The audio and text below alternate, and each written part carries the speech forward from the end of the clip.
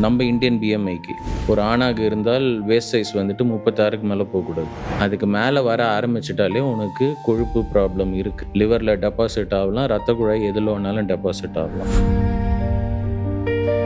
எனக்கு இதில் first and foremost இம்பார்ட்டண்ட்டாக தோணுது என்ன அப்படின்னா, ஹார்ட் அட்டாக் அப்படின்னா சடனாக ஒரு வர விஷயம். அதுக்கு எந்த விதமான வார்னிங் சைன்ஸும் இருக்காது. அதை எப்படி நான் ப்ரிவென்ட் பண்ணுறதுன்னு ஒரு காமன் கொஷின் இருக்குல்ல, இதுக்கு உங்களோட ஆன்சர் என்ன சார்? ஸோ 80% மேலே அடப்பு இருந்ததுனாலே ரத்தம் ஓட்டம் கம்மியாகிற அறிகுறி வந்துடும். ஸோ அது எப்போ 100% அப்ஸ்ட்ரக்ட் ஆகுதோ அப்போது நெஞ்சு வலி வந்து எமர்ஜென்சிக்கு வரவங்க தான் ப்ரிடாமினென்ட்லி.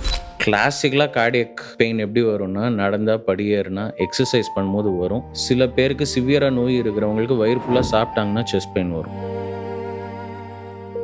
இன்னும் இந்த ஏஜ் அப்படின்றது வந்து குறைவாக இருக்கவங்களுக்கும் ஹார்ட் அட்டாக் வருமா? Age is not a factor anymore. It used to be, இப்போ கிடையாது. Late night sleep cycle is deranged. International recommendation என்னன்னா 10 மணிக்காவது படுக்கணும். இப்போ ஸ்டாண்டர்ட் ஈட்டிங் டைமே பார்த்தீங்கன்னா ஸ்கூல் போகிற சில்ட்ரனில் இருந்து 10:30 ஆயிடுச்சு.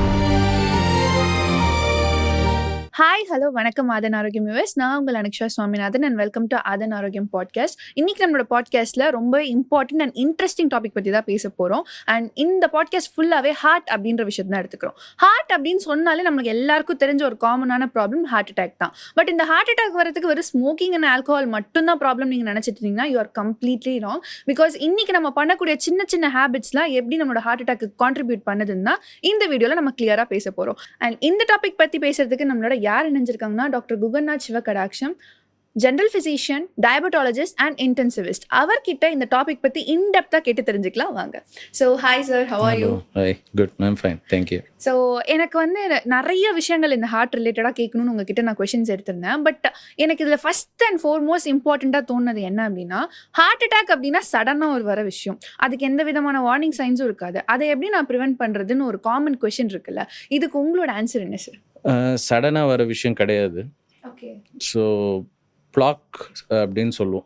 ஹார்ட்டில் 3 ரத்த குழாய் இருக்குது எல்லாருக்குமே. ரைட் சைடில் 1, லெஃப்ட் சைடில் 2. இந்த 3 ரத்த குழாயில் ஒரு ரத்த குழாயில் அடப்பு வந்தாலும் ஹார்ட் அட்டாக், 2ல் 3ல் வந்தாலும் ஹார்ட் அட்டாக் தான். ஸோ 80% மேலே அடப்பு இருந்ததுனாலே ரத்தம் ஓட்டம் கம்மியாகிற அறிகுறி வந்துடும். ஸோ அது எப்போ 100% அப்ஸ்ட்ரக்ட் ஆகுதோ அப்போது நெஞ்சு வலி வந்து எமர்ஜென்சிக்கு வரவங்க தான் ப்ரிடாமினென்ட்லி. ஸோ இது எப்போ ஆரம்பிக்குதுன்னா, இந்த 0% அதாவது க்ளீனாக இருக்கிற ரத்த குழாய் வந்துட்டு 100% பிளாக் ஆகிறதுக்கு அட்லீஸ்ட் மினிமம் 20 வருஷம்.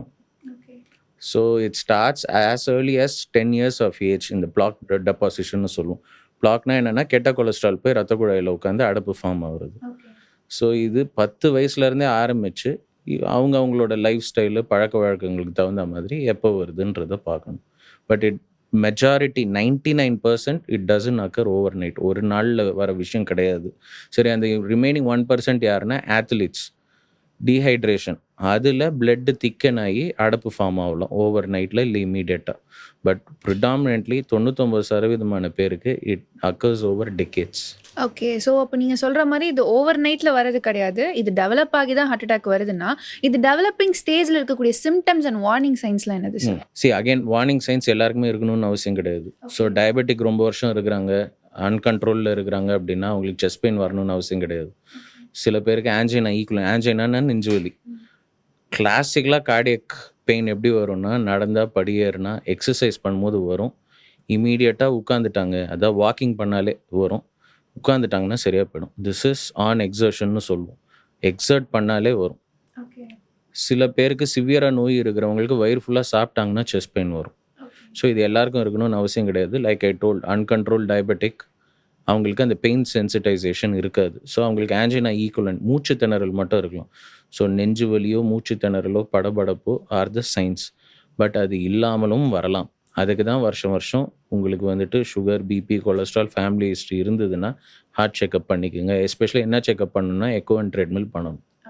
ஸோ இந்த ட்ரெட்மில்லில் என்ன பண்ணுவோம் அப்படின்னா, எக்கோ வந்துட்டு அட்டாக் வரதுக்கு 1 செகண்ட் முன்னாடி வரைக்கும் நார்மலாக இருக்கும். ஸோ ட்ரெட்மில்லில் என்ன பண்ணுவோன்னா, அவங்க ஏஜுக்கு டார்கெட் ஹார்ட் ரேட்டுன்னு சொல்லுவோம். 220 மைனஸ் their ஏஜ். ஸோ 70 வயசில் ஒருத்தர் இருக்காரு அப்படின்னா 220 மைனஸ் 70 150. ஸோ அவங்க இருதய துடிப்பு 150 வாட்டி வர வரைக்கும் பெல்ட்டில் நடக்க வச்சு இசிஜி பார்ப்போம். ஸோ இருதயத்துக்கு வர ரத்த குழாயில் அடப்பு இருந்ததுன்னா அவங்களுக்கு சிம்டமும் வரும், சேஞ்சஸும் வரும். இது இயர்லி ஒன்ஸ் பண்ணால் போதும். ஸோ அக்கார்டிங் டு யூ இன்னைக்கு வந்து இந்த ஹார்ட் ரிஸ்க்கான நம்பர்ஸ் வந்து ரொம்பவே இன்க்ரீஸ் தான் இருக்குல்ல சார்? இதுக்கு ஒரு முக்கிய காரணம் அப்படின்னா நீங்கள் என்ன சொல்லுவீங்க? என்னை பொறுத்த வரைக்கும் predominantly it is obesity, metabolic சிண்ட்ரோம்னு சொல்லுவோம். அதாவது நம்ம இந்தியன் பிஎம்ஐக்கு ஒரு ஆணாக இருந்தால் வேஸ்ட் சைஸ் வந்துட்டு 36க்கு மேலே போகக்கூடாது. வேஸ்ட் சைஸ்னால் என்னென்னா நம்ம இடுப்புக்கு கீழே நிறைய பேர் பேண்ட் போடுவாங்க, தொப்பைக்கு கீழே. அது வேஸ்ட் சைஸ் கிடையாது. நின்றுட்டு தொப்புளுக்கு மேலே இன்ஸ்டெப் வச்சு பார்த்தா it should not exceed 36 inches for men and 34 inches for women. அதுக்கு மேலே வர ஆரம்பிச்சிட்டாலே உனக்கு கொழுப்பு ப்ராப்ளம் இருக்குது, அதாவது ஃபேட் ப்ராப்ளம் இருக்குது, லிவரில் டெபாசிட் ஆகலாம், ரத்த குழாய் எதில் வேணாலும் டெபாசிட் ஆகலாம். ஸோ அது இன்னொன்று late night sleep cycle is deranged. நம்ம வந்துட்டு இன்டர்நேஷ்னல் ரெக்கமெண்டேஷன் என்னன்னா 10 மணிக்காவது படுக்கணும். இப்போ ஸ்டாண்டர்ட் ஈட்டிங் டைமே பார்த்தீங்கன்னா ஸ்கூல் போல சில்ட்ரனில் இருந்து 10:30 ஆகிடுச்சு. நைட் எத்தனை மணிக்கு சாப்பிட்றீங்கன்னா ஆவரேஜாக எல்லாருமே சொல்கிறது என்னென்னா 10 to 10:30. So late night dinner, lack of sleep வந்துட்டு ஆவரேஜாக எல்லாருமே காலையில் ஸ்கூலுக்கு போகிற குழந்தைங்க கூட கேட்டிங்கன்னா 12 மணிக்கு தான் படுக்கிறாங்க. பேரண்ட்ஸ் 1 மணி 2 மணி ஆகிடுது.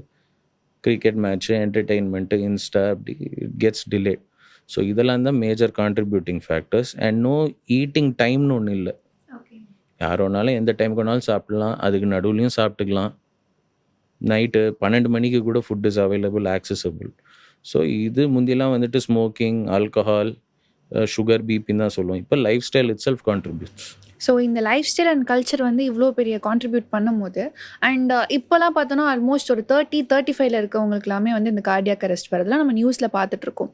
அப்போது இதே கல்ச்சர் நம்ம ஃபாலோ பண்ணோன்னா இன்னும் இந்த ஏஜ் அப்படின்றது வந்து குறைவாக இருக்கவங்களுக்கும் ஹார்ட் அட்டாக் வருமா? Yeah, definitely. That's what we are seeing. There's a huge increase in metabolic syndrome, sugar, BP, cholesterol, obesity, which invariably leads to heart disease much earlier. But நிறைய பேர் வந்து வயசானாதான் வந்து ஹார்ட் அட்டாக் வரும்னு நினைக்கிறாங்களா? அதை பற்றி உங்களோட opinion?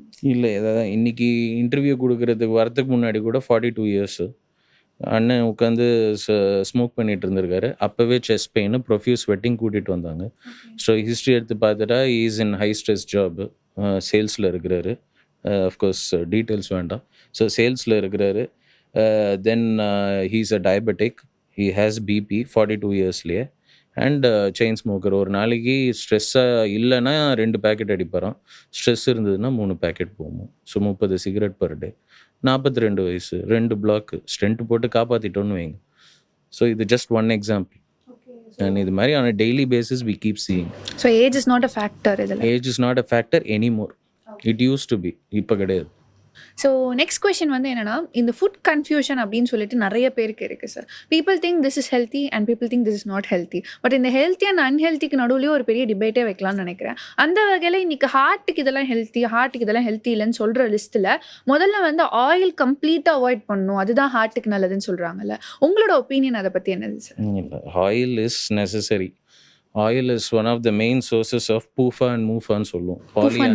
S, poly unsaturated fatty acids and mono unsaturated fatty acids. இந்த unsaturated fatty acids உடம்புக்கு நல்லது. ஸோ அது சீட் ஆயில்லையும் இருக்குது, வெஜிடபிள் ஆயில்லையும் இருக்குது. இது when it comes to oil, always quantity trumps over quality. நீங்கள் பாம் ஆயில் யூஸ் பண்ணுங்கள், கோகனட் ஆயில் யூஸ் பண்ணுங்கள், ஆலிவ் ஆயில் யூஸ் பண்ணுங்கள், நல்லெண்ணெய் யூஸ் பண்ணுங்கள், எது வேணாலும். பட் குவான்டிட்டி தான் main. It decides. Number of people இந்த ஹவுஸ், நான் எல்லா பேஷண்ட்டுக்குமே சொல்கிறது, டிவைடட் பை 2, அத்தனை லிட்டர் தான் மாதத்துக்கு யூஸ் பண்ணணும். ஸோ 5 பேர் இருக்கிற வீடுனா 2.5 liter monthly. So if you do the mathematics, ஒரு நாளைக்கு ஒரு ஆளுக்கு 15 to 20 ml.